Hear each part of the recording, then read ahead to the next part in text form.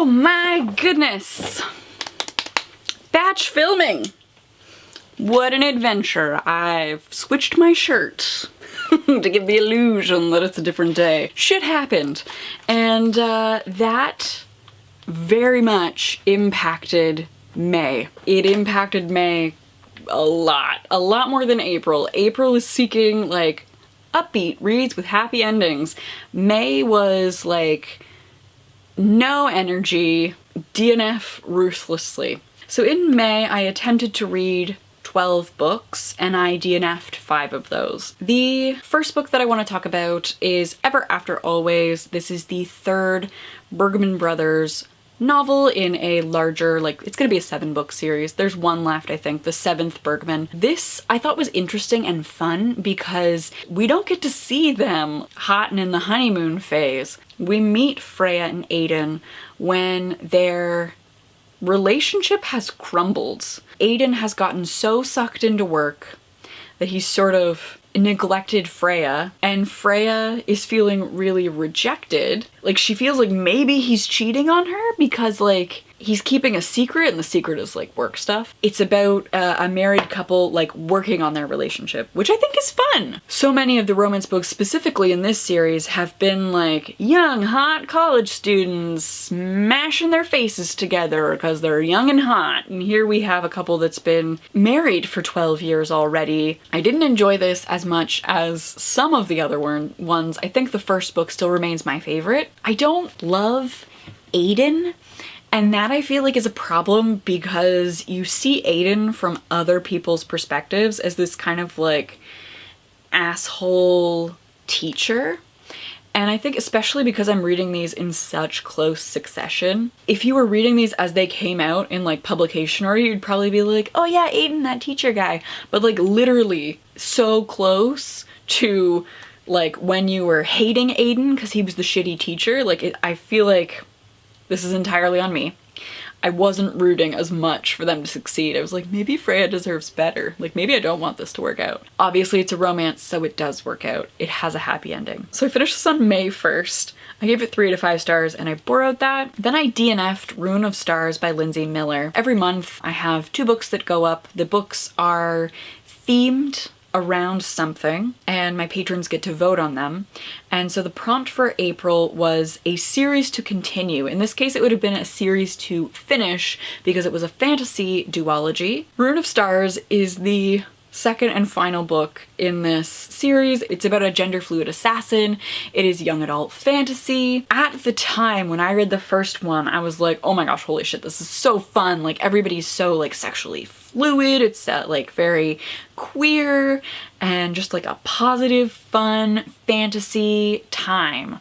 Like if Throne of Glass were more inclusive and gay, like a little bit diverse, right? Coming back to it, this has been on my TBR for many years now. The hype for this, for me, has passed. And I recognize that in trying to read it. I made it about 20% into the book. I realized that other than the exciting gender fluidity and like queerness, this is a very cookie cutter YA fantasy. As somebody who's read not only a lot of YA fantasy, but fantasy in general, the plot wasn't very exciting.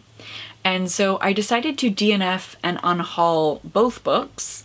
They are gonna go into one of the little libraries in my neighborhood. There are lots of teens, there are lots of schools in my area. Let's hope that this finds like a young queer kid who will have absolutely the best time with this because they haven't seen queer gender fluid characters in fantasy yet. Without my patrons voting for it, it would still be sitting on my shelf and nobody else would be reading it and enjoying it. So I thank that book for being in my life at a certain time and we're gonna pass it on. Then I reread the first book in the Bergman Brothers series, Only When It's Us. I reread it, looks like 3 days after my father-in-law passed away. This was some weird times, I'm not gonna lie. Following the death, this was some really weird times. I couldn't even take on like the emotions of a new story And so I picked one that I'd already read, and I listened to it again, and I just sat in our backyard, literally not moving, just sat on the back steps with my dog beside me, like a weird, emotionally numb place. The following day, I listened to If Only You, the 6th Bergman Brothers book. This is following the youngest Bergman's sister, Ziggy. She is autistic, and she's the baby in the family, and she was one of the first Bergmans to be diagnosed with autism. Like, some of the other siblings, at least Axel, is on the spectrum as well. So Ziggy is like the first sibling to be diagnosed after she was like really, really struggling, and so the family sort of views her as fragile and like forever young, even though she is like a young adult college student now. They still seat her at the kids' table, and they don't bring her in on like other adult family things. She's sitting with her niece and nephews.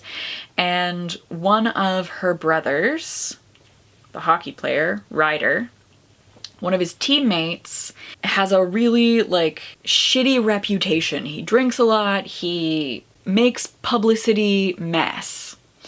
And so she decides that he's done one thing too far, and like it's like this is your last shot, bud, or you're off the team, like we're gonna cut you and no one's gonna want you. She decides that she's going to befriend him so that he can sort of tarnish her public reputation a little bit, because this like goody two-shoes child attitude has also sort of leached into her teammates on her soccer team, like her college soccer team, and she wants to be treated like a professional adult, and so she needs him to sort of dirty up her reputation, and he needs to be seen doing like clean, fun, family-friendly things. She propositions him with a friendship, not a fake relationship. It is a fake friendship. It is just like, hey, let's go get coffee in public and the paparazzi will take our photos, and like just being seen together in public will hopefully help shift our public perception and how people interact with us. Obviously, they fall for each other because it's a romance, and it's very cute. Sebastian, he's the hockey player who's got a terrible reputation. His like quirk, his I'm gonna say quirk, because it's truly like each of her characters has like a little like quirk that you might not see in your typical romance protagonists. He has undiagnosed celiac disease, so he has a lot of tummy troubles.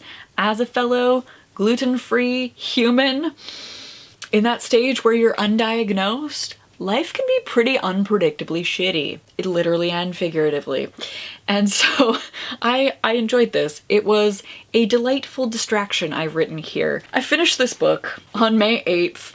I gave it 4 out of 5 stars, and I borrowed this. I'm going to talk about the 4 books that I DNF'd. So I started The Curator by Owen King. I got about 15% into that. It wasn't what I was expecting. 15% in, I was like, no thank you. I don't want this.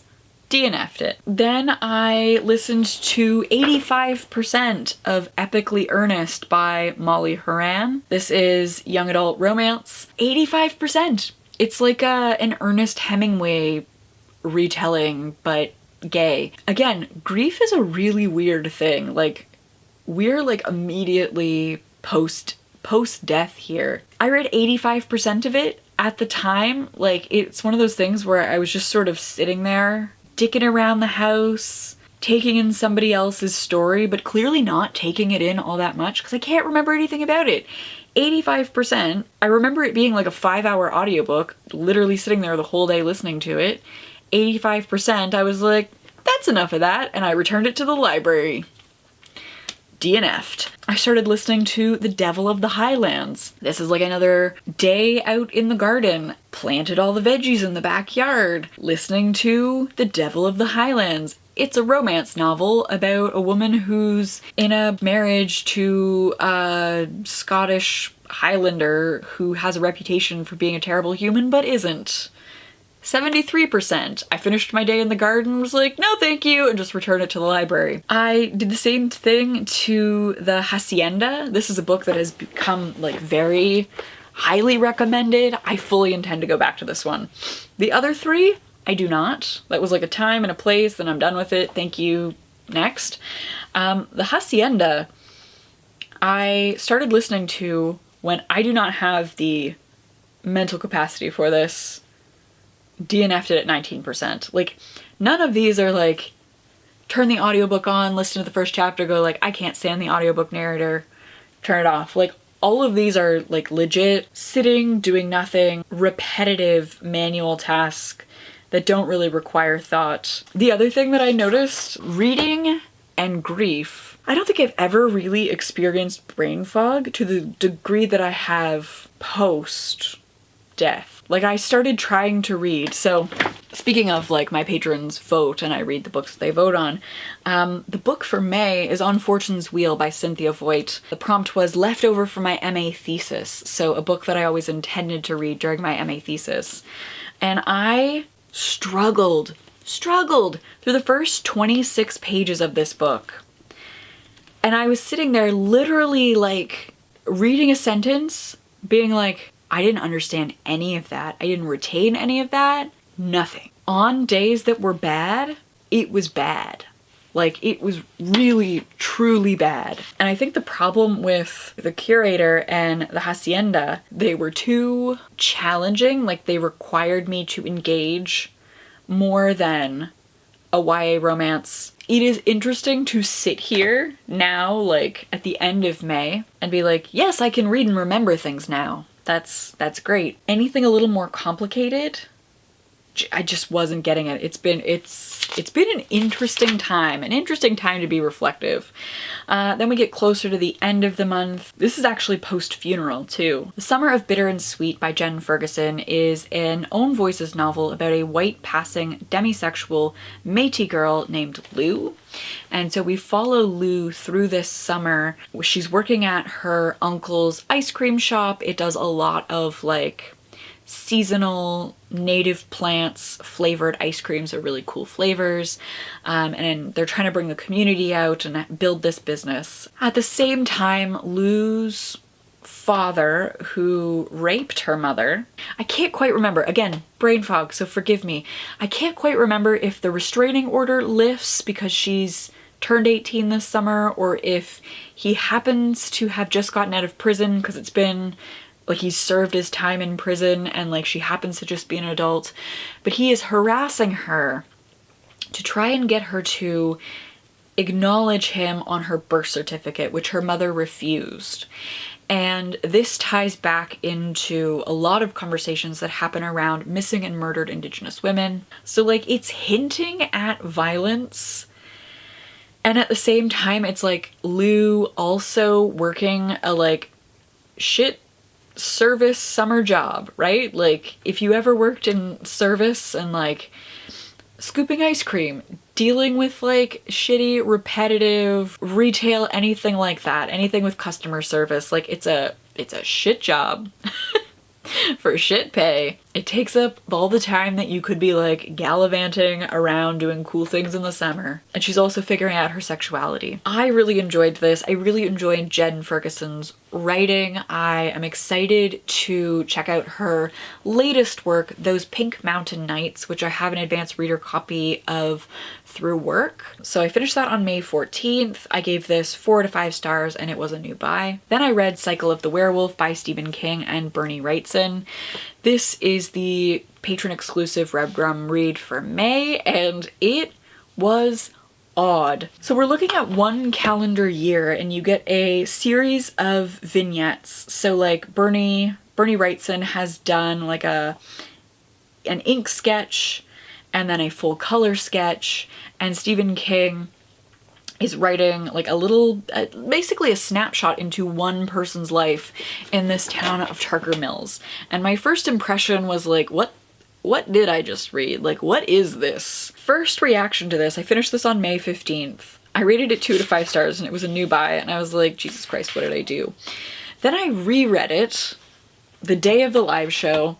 I had started putting notes together for the live show, and I was like, let's just reread this. Because in putting together notes, I realized that this was pitched to Stephen King as a calendar. So some guy came up to Stephen King at a convention and was like, hey, I have this idea for this calendar. This guy's gonna do the illustrations, Bernie Wrightson is gonna do the illustrations, and you just write like a 500-word blurb. And Stephen was like, well, okay, I guess. And like, I guess I can do that.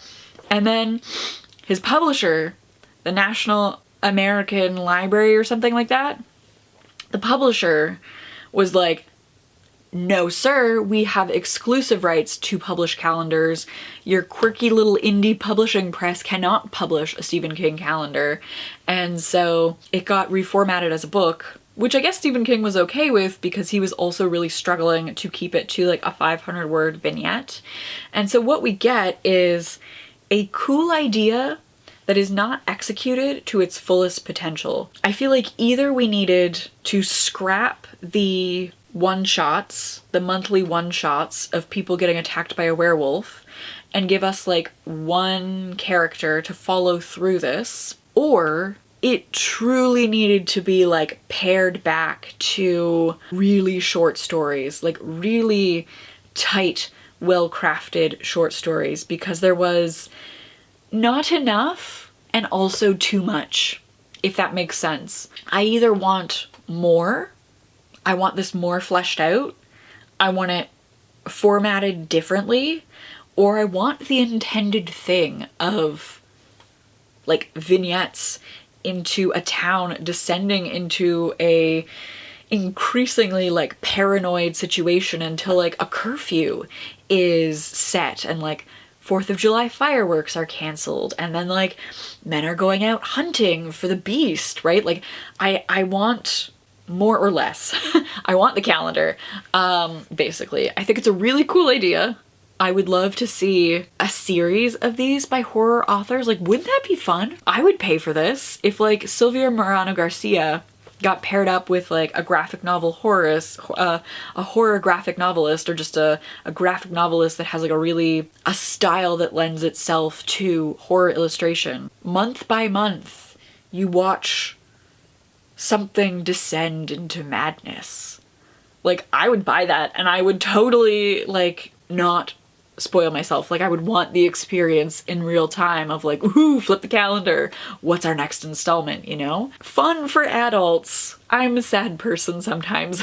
But I would get so much joy out of that. Like, on the reread, I did enjoy it more, and also being able to appreciate it as this thing that was not as originally intended, and like, it kind of shows. I did bump my rating up though on the second time to a 3-star. The last thing that I read this month, because I was thinking about it since I read Jay's Gay Agenda in April, is Simon vs. the Homo Sapiens Agenda by Becky Albertalli. I don't think I've read Simon since Becky Albertalli was forced to come out by the internet. Knowing now that she is a bisexual human, I'm also reading her most recent work right now, Imogen obviously, in which there is like a lot of questioning of sexuality, like a bi-awakening. I still enjoy Simon versus the Homo Sapiens Agenda. I also realized that I've definitely read the book a number of times. If somehow you don't know, Simon versus the Homo Sapiens Agenda is about Simon, who is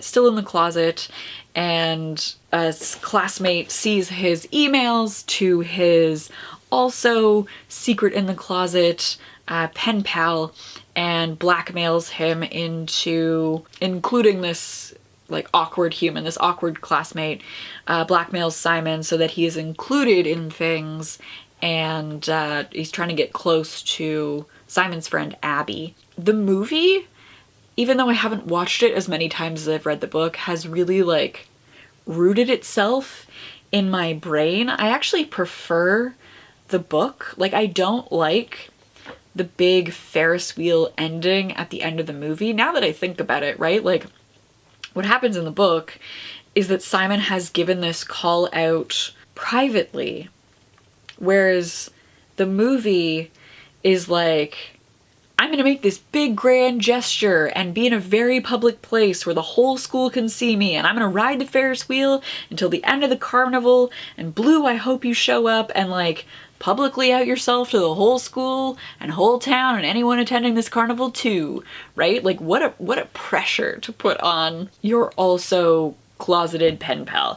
Makes for better cinema, like a big grand gesture moment, but I do like the book's quiet approach better. It was also not as chaste as I remembered. In my mind, it had become very chaste, but like they do sort of hint, like sort of tongue-in-cheek about like, oh, I like to imagine you, even though I don't know who you are, I like to imagine you when I think about things.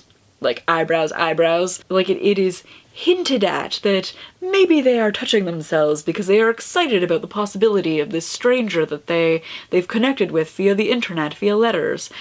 Very much not Jay's gay agenda, but still surprisingly chaste. Not as chaste as Heartstopper, but definitely more skewing more to the younger end of YA. Like, I think Simon is supposed to be in grade 11, and I feel like the amount of like sexual content, sexual desire in this book would definitely make it appropriate for like a 13, 14-year-old. Like, definitely still within the YA audience, which I feel like is important. Like, young queer kids need queer text too, that don't have like on-page anal sex like Jay's gay agenda for my April wrap-up. I'm filming these back to back, so like I literally just talked about Jay's gay agenda to myself like an hour ago. That doesn't help you, I'll link it above. Yep, it's been a weird time. This is the end of this wrap up. I enjoyed Simon versus the Homo Sapiens agenda again. I didn't change my rating on it. It was a reread. So let me know in the comments down below. Have you read any of these books? What do you read when you're sad? Do you have like a sad book that you go to that's comforting? For me, it seems to be romance genre. Like, give me something predictable, easy to follow, guaranteed to have a happy ending. It's been a weird 2 months. It's probably going to continue to be weird as we hit certain milestones. I do want to get back into making content. I do want to be here on this channel chatting with you, so let me know your thoughts in the comments down below. Thank you so much to my patrons who make videos like this possible. I really appreciate their support and the work that they enable me to do, the books that they enable me to buy, so thank you, patrons. I don't think I've shouted it out yet in this video, but on June 27th, the small book club, the book club that is exploring the haunted house this year, we'll be meeting to discuss The Graveyard Apartment by Mariko Koike. This is translated fiction. It is our first step into a non-like gothic manor house, non-European American setting. We are going to Japan, I believe. By the time this is up, the live stream like placeholder will also probably be up, so I will leave that link down below if you want to click on it and then hit the notification bell so that on June 27th you get a little reminder and you can join in the discussion. These have been really fun, and I'm excited to see how this differs from The Haunting of Hill House by Shirley Jackson and White is for Witching by Helen Oyeyemi, the first 2 live streams in this series. Join me and chat with me. Live streams are always fun. I hope that you are doing well, that you are staying safe, and I will see you soon with another video. Bye!